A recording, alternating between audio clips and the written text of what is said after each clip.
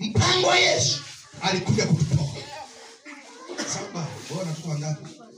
Safi sana. Ongeza wengine huko tunaona hapa. Kama kupiga na kumi. Mama na wewe. Safi sana. Na wewe safi, piga kazi. Amen. Bwana Yesu asifiwe. Haleluya. Kwa hiyo tumwamini Kristo. Tuamini nguvu. Jina la Yesu linaweza. Lina nguvu. Amina. Anasema lakini kwenu nyinyi. Hebu sema lakini kwetu mimi. Ninaulicha jina la Bwana. Jua lake litanizukia. Yes.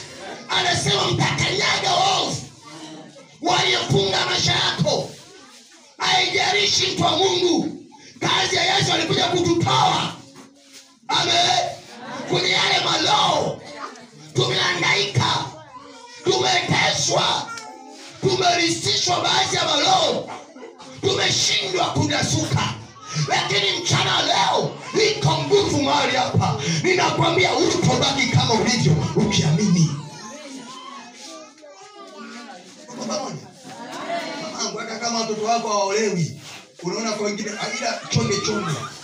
Msiwaoseshe kimila. Anaweza kaja msomlokole hapo maskini anatuela tu 300. Likaja li jamaa la Kisukuma la kimila. Linataka litatoa ng'ombe 28.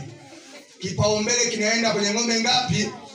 Huyu mwenye roho wa Mungu maskini aka 3 anapigwa chini, anakuwa kanatoa kufanana na wewe. Maana watu wa Mungu shida ile hapo. Shida meona ilivyo. Kwa hiyo naomba kwamba mmeelewa watu wa Mungu tunapomsali nani? Unapia tunaposema kuokoka kweli kweli. Umeelewa? Biblia inasema Mungu ni roho. Kama ni roho anatafuta watu wa kuleka kaona nini? Na kweli. Shida kwamba kuna vitu watu wa Mungu mimi nina sehemu. Nikakuta basika jamaa kana roho wa Mungu kana garagara kanaomba vizuri. Kakaribia mtumishi niombe nini? Dawa anaambia sio tu ng'ombe wangapi? Kwani hata mna ng'ombe? Hii tuna mbuzi tu 4. Sasa jambo kitu kingine kukaa tunapoongea. Haleluya.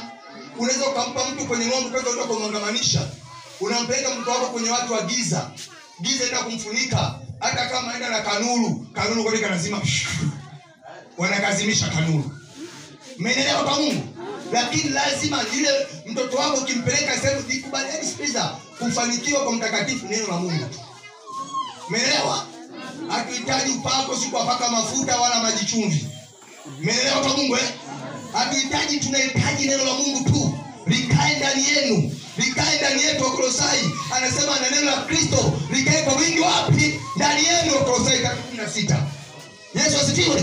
Kwa tunahitaji neno la Mungu. Neno la Mungu litatutoa tuliposhikwa na kukamatwa kwa Mungu. Sisi naongea kitu gani? Nilienda sehemu, nimalizia hapa. Nikakuta ile sehemu, kuna nyumba. Yaani nyumba nzuri, nyumba nani ya majani. Ndio nyumba nzuri. Nikaangalia walisema ile shida. Nikaomba Mungu anipeleke. Alikuwa anafanya semina. Siku ya mwisho nikasema tunataka roho Mungu akubadilishe mahali hapa. Msiwaze kukimbia. Siku ya mwisho tunaweza mtumishi basi tuje mjini huko. Sasa mjini mashamba sasa kafungwa huko vijijini. Nikasema ni kukosa tu maarifa. Haya hapo palipo Mungu anaweza kufanya jambo. Nikawafundisha. Tukaomba naye.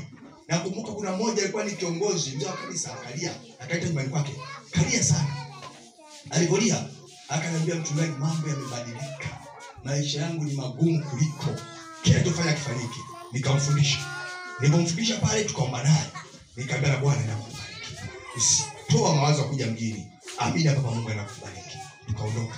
Watu wa Mungu, alikuja mtu mmoja na dumu la asali na lita 20. Akamwambia Enoki, hebu chukua hii asali weka hapa uze. Mimi nitajia kwa wakati hela. Yule mtu alipokuja kama roho wa Mungu malaika alimtuma. Akaondoka. Alipomwachia dumu la asali lita 20, yule bwana akaja baada ya miezi 3 kutoka pale. Anasema nilipoenda kuuza leo na kesho dumu likaisha. Akapata kama 160,000. Afa aliambiwa auze kwa 80,000. Kwa 80,000 kalizalisha. Anasema baada hapo nikakimbia kwenda kununua madumu 2. Yule bwana anakuja baada ya miezi 3, anakuja kukuta yule bwana ana mtaji wa madumu ya asali 40. 40 mara 80 shilingi ngapi? Na ninapokueleza leo hii, sikuelezi kitu, nakueleza original. Ninapokueleza leo hii, ananiambia mchungaji, nilikuwa nataka ninunue gari ya milioni 10 nimeilisha. Nataka kuna gari kabilia kanauzwa milioni 25. Ndio naenda kununua mwaka huu kanunua. Amen. Pale. Kwa tunapokueleza kitu kipo, achana matumbaku. Yanakupoteza muda. Amen. Nenda kwa Mungu. Hebu njoo kwa Mungu. Fanya vitu vya msingi. Ukamwone Mungu anabariki. Biblia inasema ataibariki kazi za mikono yako. Sio kila makazi yatabarikiwa yapo. Kuna kazi za